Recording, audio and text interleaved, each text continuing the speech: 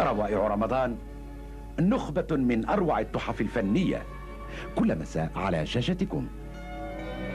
روائع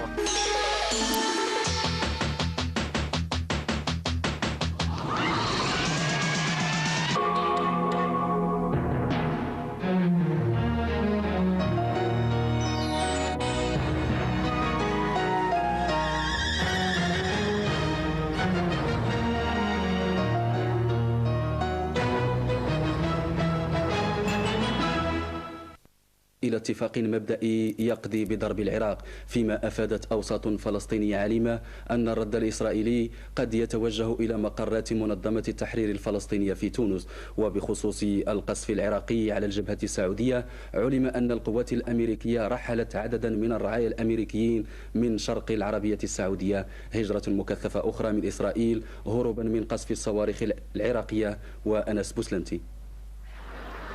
صواريخ الحسين التي أمطر بها العراق 3 مرات متتالية الكيان الإسرائيلي كان من بين نتائجها ظهور هجرة جماعية مضادة. مئات اليهود يحملون حقائبهم يوميا ويغادرون المطارات الإسرائيلية في اتجاهات شتى. المهم الهروب من الفزع والجحيم اليومي الذي تحولت إليه حياتهم بفعل ضربات الحسين.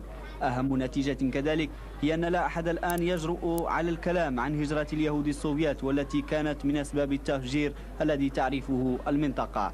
فبقدرة قادر اختفت الأرقام القياسية التي كانت تطلع علينا بها كل شهر الوكالة اليهودية عن الآلاف المؤلفة من المهجرين.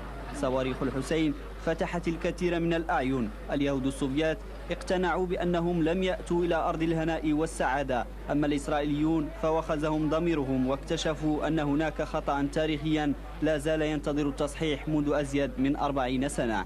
لكن تل أبيب منشغلة حاليا بالتباكي على الحلفاء، إذ طلبت اليوم من واشنطن مساعدة بقيمة 13 مليار دولار للسنوات ال5 المقبلة. أما ألمانيا فخصصت مساعدة وصفتها بالإنسانية تقدر ب 166 مليون دولار، لكن على من ستصرف ذلك إذا ما استمرت وتيرة الهجرة المضادة؟ في المقابل فلسطينيو الأرض المحتلة بدأوا يعانون من نقص في المواد الغذائية من جراء حظر التجول المفروض عليهم منذ اندلاع الحرب، كما أن 140 فلسطينيا جرحوا برصاص قوات الاحتلال. عنصر آخر زاد اليوم من تصعيد مقاومة سكان الأراضي المحتلة، وهو دعوة مفتي القدس الشيخ سعد الدين العلمي كافة المسلمين إلى الجهاد المقدس وإلى مقاطعة البضائع الأمريكية.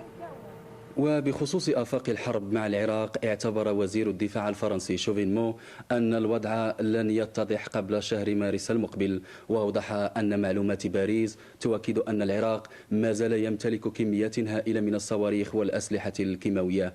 وعن بداية تحول الاستراتيجية الحربية العراقية نعود مجددا إلى أنس بوسلنتي.